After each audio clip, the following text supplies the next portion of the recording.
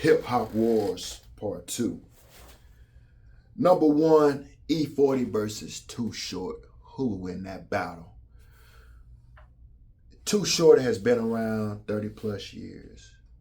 Too Short is the soundtrack for the pimps, the players, the hustlers. Short Dog has been in the house. Short Dog is still getting booked.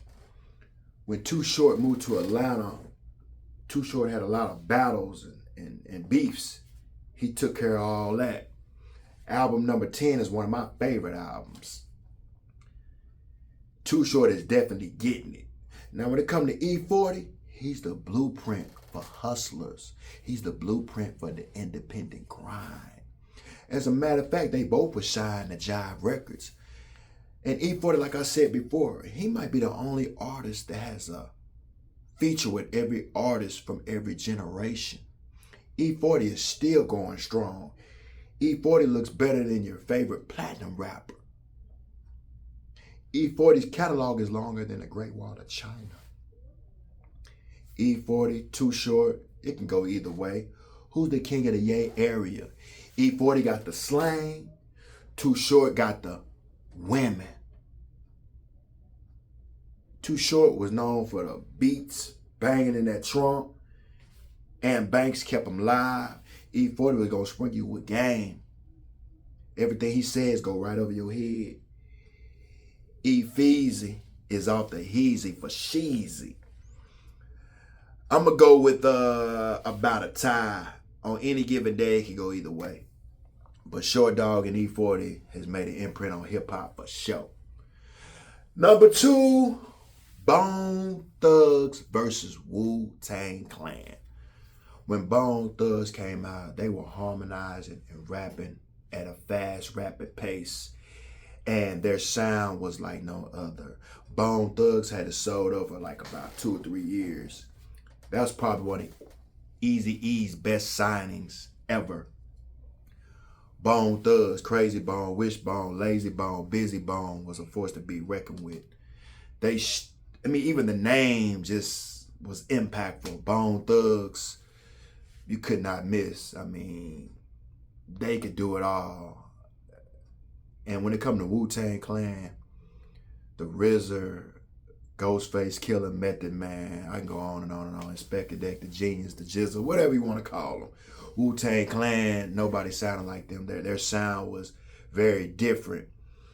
When it comes to a battle, I really like Bone Thugs better than Wu-Tang Clan, but Wu-Tang Clan is still going strong. Wu-Tang Clan has branched out and they birthed more careers. Their artists went on to be bigger and better. Wu-Tang Clan, their crew is so deep. They even had Shaheem. They even had Master Killer. They had Killer Priest. Wu-Tang Clan was nothing to F with, for sure. I'm going to take Wu-Tang Clan because they're still going strong. Bone Thugs kind of died off a little bit. But I'm going to go Wu-Tang Clan by a little bit. But Bone Thugs ain't nothing to play with. Bone Thugs are one of my favorite groups of all time. Number 3, SIGEL versus Brother Lynch Hung. SIGEL, when he gets on a verse or a song, he gonna give it his all. Desperado Outlaws, that's one of my favorite riding songs. Every 3 verses just touches my soul. SIGEL almost got locked up because of his lyrics. Remember the Batter Swing song? They almost locked him up for that. SIGEL ain't nothing to play with on that microphone. Trading War Stories, he had an iconic verse. Now, when it comes to Brother Lynch Hung, his rhyme scheme is unmatched. Brother Lynch Hung can twist them words up. Situations, it's EBK every day, all day to the day I die. That song there is crazy. The only problem I have with Brother Lynch is like the West Craven of rap. Brother Lynch is going to be on some wickedness. He going to say some stuff that's going to be like, you got to cover your kids' ears and you got to play it real low around older people because Brother Lynch gonna offend you with his lyrics. Brother Lynch talking about eating babies and everything. But Brother Lynch can rap. I'm gonna go, it's about a tie because SIGEL, woo, that bald head nut ain't nothing to play with. It's about a tie, but I'm a huge Brother Lynch fan. And Sick Made was a underrated label that didn't get a lot of attention.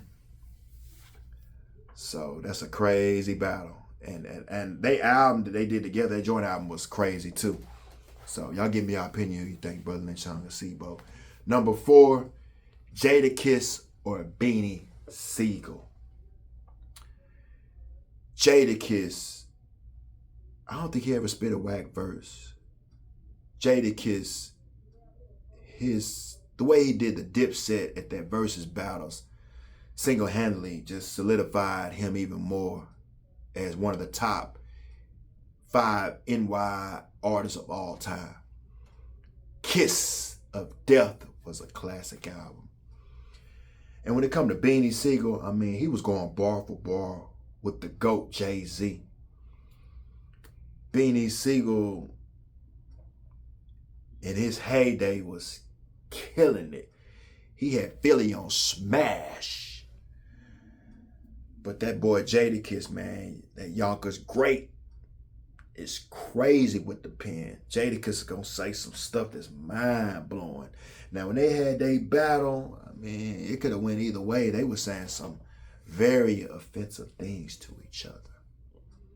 But BEANIE SIGEL, the true, I mean, BEANIE was saying some crazy lines, and he had some crazy beats behind them. I'm going to say JADAKISS just by a little bit because JADAKISS is still going strong. BEANIE SIGEL had some health issues and wasn't able to prevail when the whole Rockefeller thing went downhill and sunk. I'm going to go Jada.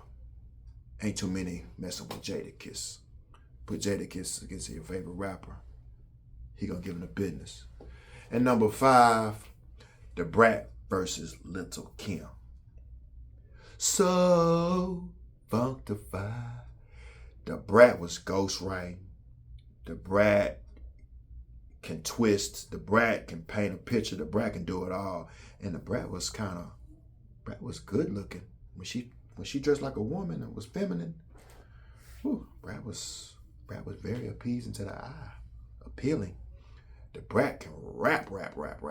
Now LIL KIM, she was hardcore and then some. LIL KIM, woo, that Quiet Storm remix, them songs she did with Biggie, I gotta sit up a little bit.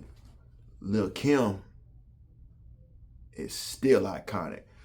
So her versus the BRAT, I'm gonna go with the BRAT just by a little bit because I feel like LIL KIM messed her body and face up. I'm petty like that. I'm going with the BRAT because she had a lot of ghostwriting credits. I think Biggie wrote some of LIL Kim stuff. But if you got a problem with it, tell them Jen said it already. Gia.